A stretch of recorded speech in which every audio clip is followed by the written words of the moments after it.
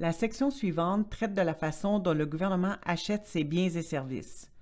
Les Services publics et approvisionnement Canada, SPAC, est responsable de la grande majorité des approvisionnements fédéraux. SPAC collabore également avec d'autres ministères pour les aider dans leurs achats, appuyant ainsi des processus efficaces, ouverts et transparents qui offrent de la valeur aux Canadiens. Certains types d'achats sont gérés par d'autres ministères possédant l'expertise nécessaire. Par exemple, Services partagés Canada est le ministère responsable de nombreux achats importants de produits et services de technologie de l'information. Tous les ministères ont le pouvoir discrétionnaire d'acheter eux-mêmes des biens et des services lorsqu'ils ont une certaine limite monétaire. Ces limites varient entre 25 000 et 100 000 selon le bien ou le service. Ces petites transactions représentent la majorité des marchés publics puisque la plupart des achats du gouvernement sont des achats de faible valeur, avec des exigences inférieures à 25 000 pour les biens et inférieures à 40 000 pour les services et la construction, y compris toutes les taxes applicables. Ce segment du marché fédéral offre donc une occasion importante aux entreprises autochtones. L'achat est généralement effectué au moyen d'un processus concurrentiel, quelle que soit la valeur monétaire du besoin, afin d'obtenir le meilleur rapport qualité-prix, de choisir des fournisseurs efficaces, d'obtenir des biens et des services de qualité, de maintenir l'équité et la transparence. Une approche non concurrentielle n'est utilisée que dans des circonstances particulières, c'est-à-dire des situations urgentes, une situation ou une catastrophe mettant des vies en danger ou pouvant entraîner la perte ou l'endommagement de biens gouvernementaux, l'intérêt public, les exigences relatives à la sécurité nationale comme certains projets militaires, la propriété intellectuelle, PI, lorsqu'un seul fournisseur est capable de satisfaire à l'exigence ou exécuter le travail, la valeur du contrat, le contrat est dans les limites des seuils et des pouvoirs délégués, c'est-à-dire 25 000 $ ou moins pour des biens ou 100 000 $ ou moins pour des services. Le gouvernement utilise 6 méthodes de sollicitation. La première, une demande de prix peut être utilisée pour solliciter des soumissions pour des biens commerciaux de faible valeur et ou des services d'une valeur inférieure à 25 000 $ pour des biens et 40 000 $ pour la construction et les services, y compris toutes les taxes applicables, auprès d'un ou de plusieurs fournisseurs. Les soumissions peuvent être évaluées et comparées en fonction du prix et de la livraison ou en fonction de la soumission la moins chère qui répond aux exigences. Les demandes de prix ne sont pas affichées publiquement et sont uniquement sur invitation. 2. Un achat par téléphone est une forme de demande d'offre où des soumissions sont sollicitées verbalement auprès d'un ou de plusieurs fournisseurs sélectionnés en personne ou par téléphone pour des besoins inférieurs à 25 000 $ pour les biens et à 40 000 $ pour la construction et les services, y compris toutes les taxes applicables. Un contrat verbal peut être conclu par téléphone et une commande peut être passée si l'agent a l'autorité appropriée.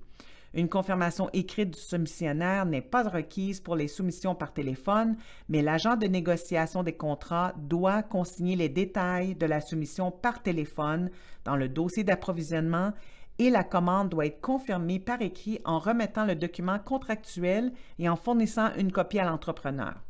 3. L'appel d'offres est utilisé lorsque la sélection est basée sur le prix le plus bas. Cette méthode est utilisée lorsque tous les critères suivants s'appliquent. 2 sources ou plus sont considérées comme capables de satisfaire à l'exigence. L'exigence est définie de manière adéquate pour permettre l'évaluation des soumissions en fonction de critères clairement énoncés. Les conditions du marché sont telles que les offres peuvent être soumises sur une base de prix commun. Il est prévu d'accepter l'offre la moins chère sans négociation et l'évaluation des soumissions exclura les coûts liés aux produits, aux ressources, au fonctionnement et aux éventualités, PROC, ou les considérations socio-économiques autres que les dispositions relatives à l'équité en matière d'emploi. Un appel d'offres peut être utilisé pour solliciter des soumissions de façon publique via les services électroniques d'appel d'offres du gouvernement, par invitation directe de fournisseurs sélectionnés au moyen d'une liste de fournisseurs lorsqu'autorisés ou sur invitation d'une seule source si les conditions d'un processus non concurrentiel sont remplies. 4. Une demande de soumission pourrait être utilisée lorsque la sélection du soumissionnaire est fondée sur le prix ou le meilleur rapport qualité-prix. Une demande de proposition DP est une forme de demande de soumission qui est utilisée lorsque la sélection du soumissionnaire est fondée sur le meilleur rapport qualité-prix plutôt que sur le prix seulement. Une demande de proposition devrait être utilisée lorsqu'en raison de la nature de l'exigence, les fournisseurs sont invités à proposer une solution à un problème, à une exigence ou à un objectif et que la sélection de l'entrepreneur est fondée sur l'efficacité de la solution proposée. Les soumissions sont évaluées et le fournisseur retenu est sélectionné conformément à des critères et à des procédures précises énoncées dans la demande de soumission. Une demande de soumission peut être utilisée pour lancer un appel d'offres au moyen d'une annonce publique sur le service électronique d'appel d'offres du gouvernement, par invitation directe d'une liste de fournisseurs préqualifiés lorsque cela est permis, ou par invitation d'une seule source seulement si les conditions d'un processus non concurrentiel ont été remplies. 5. Une demande d'offre à commande est utilisée pour solliciter des offres dans le cadre de méthodes d'approvisionnement par offre à commande, qui est un type de liste préqualifiée de fournisseurs que les ministères peuvent utiliser pour lancer un appel d'offres. Une demande d'offre à commande peut être utilisée pour solliciter des offres au moyen d'une annonce publique sur le service électronique d'appel d'offres du gouvernement, par invitation directe des fournisseurs sélectionnés au moyen d'une liste de fournisseurs, lorsque cela est permis, ou par invitation d'une source seulement si les conditions d'un processus non concurrentiel ont été remplies. 6. Enfin, une demande d'arrangement en matière d'approvisionnement sert à solliciter des propositions de fournisseurs pour l'établissement d'arrangements d'approvisionnement, qui est un autre type de liste préqualifiée de fournisseurs que les ministères peuvent utiliser pour lancer un appel d'offres. Le gouvernement utilise diverses approches pour répondre aux exigences en matière d'approvisionnement, passant par des contrats particuliers, définissant précisément les produits livrables à fournir à un client précis à une date précise, à des instruments d'approvisionnement à l'usage d'un seul ou de plusieurs ministères et organismes pour des besoins qui se reproduisent souvent, mais qui sont parfois bien définis au départ. Il existe 3 méthodes d'approvisionnement que le gouvernement utilise. 1. Un contrat est une méthode de fourniture de biens ou de services généralement utilisée pour répondre à un besoin unique et bien défini pour un seul client, mais ils peuvent également être utilisés pour répondre aux besoins de plus d'un client. Ils sont utilisés lorsqu'une offre à commande ou un arrangement en matière d'approvisionnement n'est pas justifié. 2. La méthode d'approvisionnement par offre à commande est utilisée lorsqu'il est possible de définir clairement le besoin, mais que les quantités et le calendrier prévus ne sont pas connus. Cette méthode est utilisée lorsque le client ou le gouvernement ne veut pas ou ne peut pas offrir une garantie de travail minimum ou veut maintenir plusieurs sources d'approvisionnement.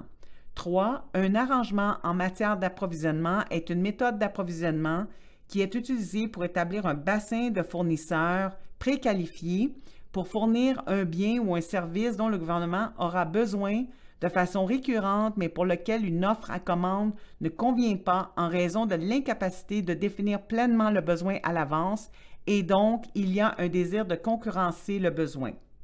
Vous pouvez mettre la présentation sur pause afin de bien lire et comprendre les détails. Afin que le processus d'approvisionnement soit plus efficace pour les projets complexes ou les biens ou services couramment achetés, le gouvernement utilisera un processus de préqualification, parfois appelé invitation à se qualifier. Que le gouvernement lance ou non une demande de proposition, un contrat ou une commande subséquente, il lui permet de sélectionner des fournisseurs qui peuvent répondre à des exigences particulières.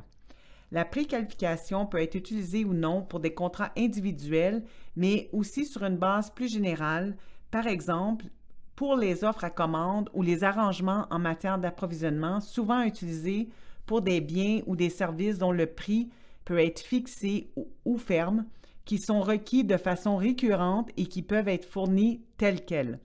Par exemple, les arrangements de dotation temporaire, les fournitures de bureaux, la nourriture, le carburant et le matériel informatique de base comme les ordinateurs portables. Le gouvernement utilisera cette approche pour économiser temps et argent et pour permettre à plusieurs entités ou ministères gouvernementaux d'acquérir des biens et des services sans avoir à gérer leurs propres approvisionnements.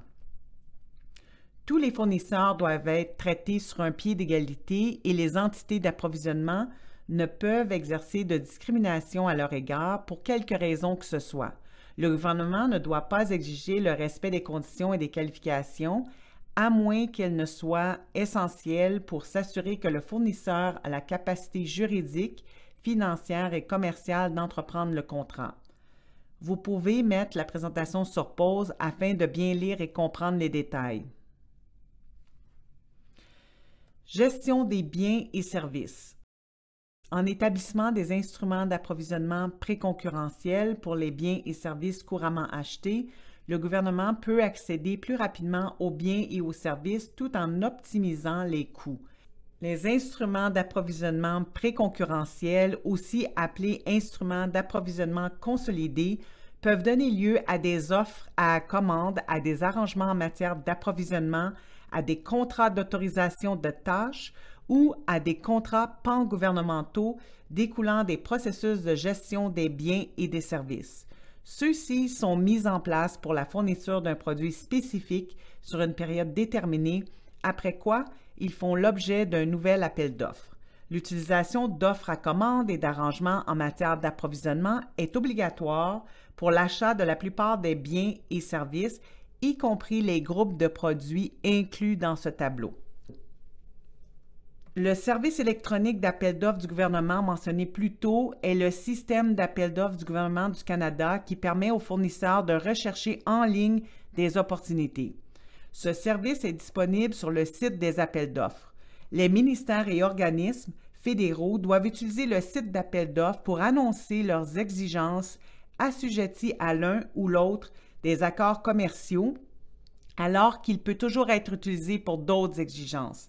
Vous pouvez mettre la présentation sur pause afin de bien lire et comprendre les détails. Le processus d'approvisionnement du gouvernement comprend 4 phases.